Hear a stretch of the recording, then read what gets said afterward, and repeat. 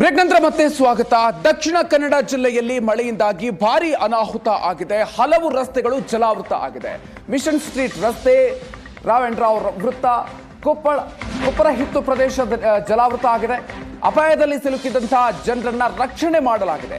ಮನೆ ಹಾಗೂ ಅಂಗಡಿಗಳಿಗೆ ನೀರು ನುಗ್ಗಿ ಅಪಾರ ಪ್ರಮಾಣದಲ್ಲಿ ನಷ್ಟ ಆಗಿದೆ.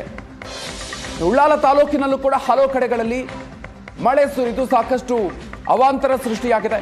ಕುಂಪಲ ಉಳ್ಳಾಳ ಬೈಲು ಭಾಗದಲ್ಲಿ ಮಳೆಯಾಗಿ ಹಲವು ಮನೆಗಳಿಗೆ ನೀರು ನುಗ್ಗಿ ಅವಾಂತರ ಸೃಷ್ಟಿಯಾಗಿದೆ. ದೃಶ್ಯಗಳನ್ನ ನೀವು ಗಮನಿಸ್ತಾ ಇದ್ದೀರಿ. ಯಾವ ಪ್ರಮಾಣದಲ್ಲಿ ಅಲ್ಲಿ ನೀರು ನಿಂತ್ಕೊಂಡಿದೆ ಅನ್ನೋದನ್ನ. ಇಡೀ ಪ್ರದೇಶವೇ ಅಲ್ಲಿ ಜಲಾವೃತ ಆಗಿದೆ. ಸಂಪೂರ್ಣವಾಗಿ ನಿರಂತರವಾಗಿ ಮಳೆಯಾಗ್ತಾ ಇರೋದ್ರಿಂದಾಗಿ ಮಂಗಳೂರಿನ ಹಲವು ಪ್ರದೇಶಗಳು ಜಲಾವೃತ ಆಗಿದೆ. ದೃಶ್ಯಗಳನ್ನು ನೀವು ಗಮನಿಸ್ತಾ ಇದ್ದೀರಿ. ಒಂದು ಕಡೆಯಲ್ಲಿ ಗುಡ್ಡ ಕುಸಿದು ಇಬ್ಬರು ಪ್ರಾಣವನ್ನ ಕಳ್ಕೊಂಡಿದ್ದಾರೆ. ಅಲ್ಲಿ ರಕ್ಷಣಾ ಕಾರ್ಯಾಚರಣೆಯನ್ನ ನಡೆಸಲಾಗ್ತಾ ಇದೆ.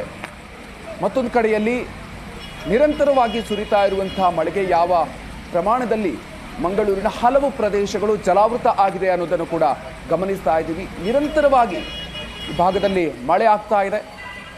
ಹೀಗಾಗಿ ಅನೇಕ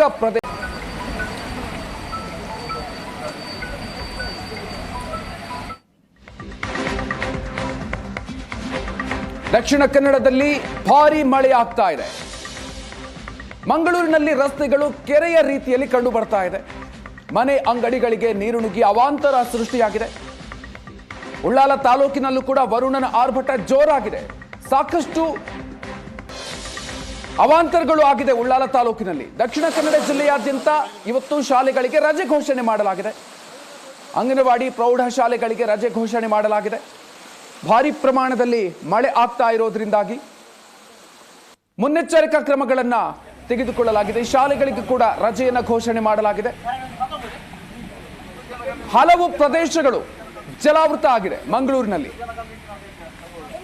ನಿರಂತರವಾಗಿ ಮಳೆ ಆಗ್ತಾ ಇರುವ ಕಾರಣದಿಂದಾಗಿ ಅನೇಕ ಪ್ರದೇಶಗಳು ಜಲಾವೃತ ಆಗಿದೆ. ದೃಶ್ಯಗಳನ್ನು ನೀವು ಗಮನಿಸಬಹುದು. ಅದರ ಜೊತೆಗೆ ಗುಡ್ಡ ಕುಸಿತ ಆಗಿ ಇಬ್ಬರು ಪ್ರಾಣವನ್ನು ಕಳ್ಕೊಂಡಿರುವಂತಹ ದುರಂತ ಕೂಡ ಆಗಿದೆ. ಅಲ್ಲಿ ರಕ್ಷಣಾ ಕಾರ್ಯಾಚರಣೆಯನ್ನು ನಡೆಸಲಾಗ್ತಾ ಇದೆ. ಇನ್ನೂ ಕೂಡ ಇಬ್ಬರು ಗುಡ್ಡ ಕುಸಿದು ಬಿದ್ದಿರುವಂತಹ ಮನೆ ಒಳಗೆ ಸಿಕ್ಕಾಕೊಂಡಿದ್ದಾರೆ. ಅವರನ್ನ ರಕ್ಷಣೆ ಮಾಡುವಂತ ನಿಟ್ಟಿನಲ್ಲಿ ಅಲ್ಲಿ ಕಾರ್ಯಾಚರಣೆ ನಡೆಸಲಾಗ್ತಾ ಇದೆ. NDRF ಟೀಮ್ ಕೂಡ ಆಗಮಿಸಿದೆ. ಅಗ್ನಿಶಾಮಕ ದಳದ ಸಿಬ್ಬಂದಿಗಳು ಕೂಡ ಇದ್ದಾರೆ.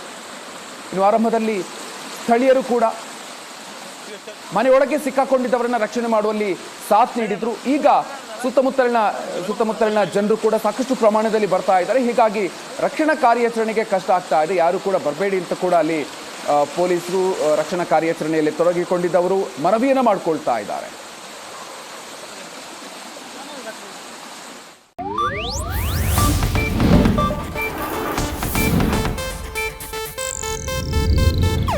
ಇದು ಏಷ್ಯಾನೆಟ್ ನ್ಯೂಸ್ ನೆಟ್ವರ್ಕ್ ಪ್ರಸ್ತುತಿ.